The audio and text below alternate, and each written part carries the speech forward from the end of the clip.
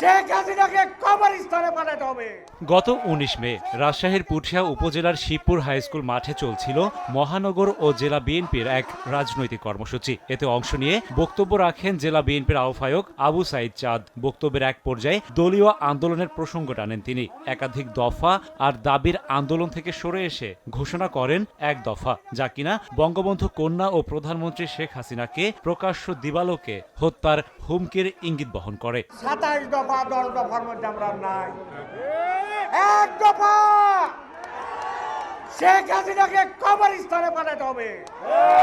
শেখ হাসিনাকে কবরস্থানে পাঠাতে হবে এবং শেখ হাসিনাকে পদত্যাগ করার জন্য যা যা করার দরকার আমরা করব ইনশাআল্লাহ। আবু সাইদ চাঁদের বক্তব্য ঘিরে যখন দেশ জুড়ে নিন্দা আর সমালোচনার ঝড়, ঠিক তখন অতীত ইতিহাস বলছে এর আগেও একাধিকবার নানা আপত্তিকর বক্তব্য এসেছে বিএনপি নেতাদের পক্ষ থেকে। রাজনৈতিক শিষ্টাচার বহির্ভূত বেফাঁস ও আপত্তিকর বক্তব্য দিয়ে এর আগেও সমালোচিত হয়েছে দলটি। কেনাকাটায় ১০০% পর্যন্ত ক্যাশব্যাক জিতে নিন BMW সহ হাজার হাজার পুরস্কার।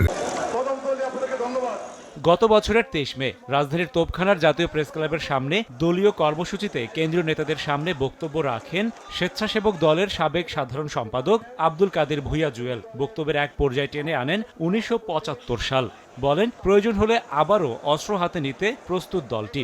আমরা কিন্তু হাতিয়ার চালানোর ট্রেনিং নিয়েছে। যদি দেশের স্বাধীনতার সার্বভৌমত্বের প্রয়োজনে, গণতন্ত্রের প্রয়োজনে আবারও ৭৫-এর হাতিয়ার হয়ে আমাদেরকে গর্জে উঠতে হয়, আমরা প্রস্তুত আছি ইনশাআল্লাহ।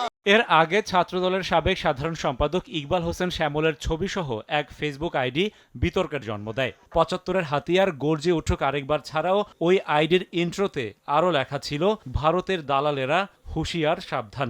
এভাবে ফেসবুক আইডির মাধ্যমে প্রকাশ্যে উস্কানি ছড়ানোর অভিযোগ ওঠে।